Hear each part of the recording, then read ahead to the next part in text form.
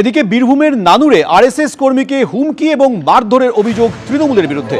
প্রতিবাদে নানুর থানার সামনে বিক্ষোভ দেখালো বিজেপি এবং আরএসএস।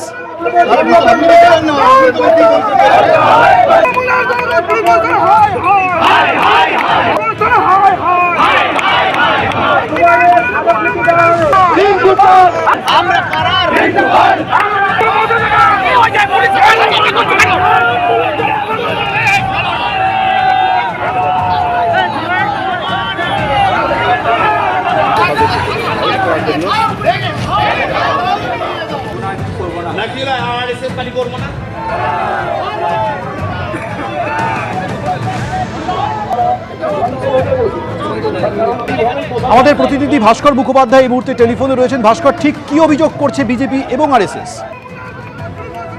দেখো, বিজেপি আরএসএস এর অভিযোগ হচ্ছে যে গত পরশু যে রিন্টু পাল যাকে মারধর করা হয়েছে নানুরে, এই রিন্টু পাল হচ্ছে আরএসএস এর কর্মী এবং তিনি সেখানে প্রচারকের দায়িত্বে ছিলেন এবং তাকে তৃণমূল নেতা যিনি কর্মাধ্যক্ষ নানুর পঞ্চায়েত সমিতি, তিনি পার্টি অফিসে ডেকে নিয়ে যান এবং সেখানে গিয়ে তাকে শাসানো হয় এবং রীতিমতো কাম ধরে উদ্বোস করানো হয় এবং তাকে জোরহাত করে ক্ষমা চাইতে বলা হয় এবং বলা হয় যে এই ধরনের কাজ যেন তিনি না করেন এবং গ্রামের যারা যুবক রয়েছেন তাদেরকে কিন্তু তিনি যেন প্রভাবিত না করার চেষ্টা করেন, তাহলে কিন্তু তার ফল খারাপ হবে।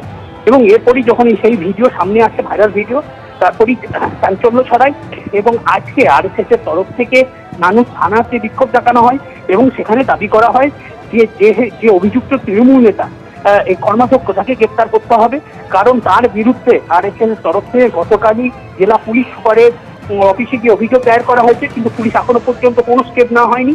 তাই এই আতঙ্কের মধ্যে রয়েছে এই পরিবার, রিন্টু পালের পরিবার। তাই দ্রুত তাকে গ্রেপ্তার করে সাজা দিতে হবে এবং সেই দাবিতেই আজকে বিক্ষোভ শুরু হয়। প্রায় 1 ঘন্টা ধরে নানুর থানার সামনে বিক্ষোভ চলে আরএসএস এর এবং তারা পরে ওসির সঙ্গে দেখা করেন।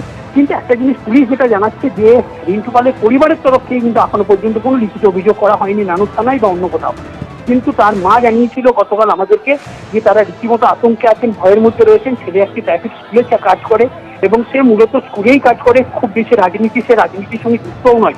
একথা তৃণমূলের যিনি ব্লক সভাপতি ছিলেন সুব্রত ভট্টাচার্য তিনিও স্বীকার করেছেন। কিন্তু তাকে কেন এই ধরনের শাসানো হলো, কান্দর উদ্বোস করানো হলো, সেটারই প্রতিবাদে আজকে এই আরএসএস এর বিক্ষোভ। ধন্যবাদ।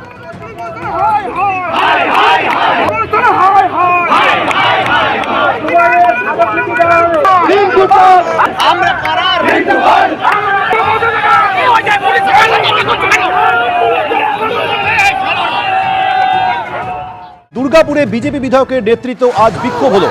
আসানসোল দুর্গাপুর উন্নয়ন কর্তৃপক্ষের অফিসের সামনে আজ বিক্ষোভ প্রদর্শন করা হয়।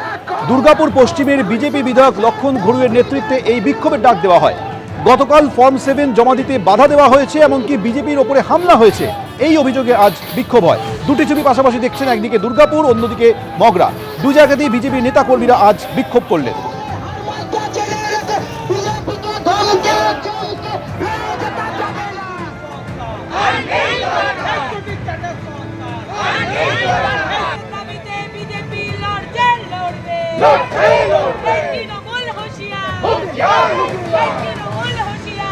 বাংলার মানুষ 15 বছর অশান্তি ভোগ করছে। বাংলার মানুষ প্রতি সন্ত্রাসে কবলিত হচ্ছে। বাংলার মহিলারা প্রতি ধর্ষিত হচ্ছেন। বাংলার শিল্পায়ন বন্ধ, বেকাররা কাজ পাচ্ছে বাইরে চলে যাচ্ছে। বাংলা জুড়ে এসআইএ 7 ফর্ম জমা নেওয়ার কথা ছিল, 3 ধরে এসডিও কাছে গেছি। আজকে আসুন, আজকে হবে না, কালকে আসুন, পরশু আসুন। কাল ডেট দিয়েছিলেন, ডেট দেওয়ার পরে আমরা যাই অফিসের ফর্ম 7 ফর্ম নিয়ে পরে আগেই দেখতে পাই তৃণমূলের গুন্ডা বাহিনী, সিপিএমের গুন্ডা, এলাকার কুখ্যাত মাফিয়ারা, যারা বালি মাফিয়া, কয়লা মাফিয়া, যারা কারবার লোহা কারবার চালায়, তারা রোহিঙ্গারা, তারা পুরো গেট জাম করে এসডিও গেটের সামনে তৃণমূলের পতাকা লাগিয়ে দিয়ে পরে তৃণমূল নেতারা ভিতরে বসে থেকে ইনস্ট্রাকশন দিচ্ছেন। এবিপি আনন্দ, এগিয়ে থাকে, এগিয়ে রাখে।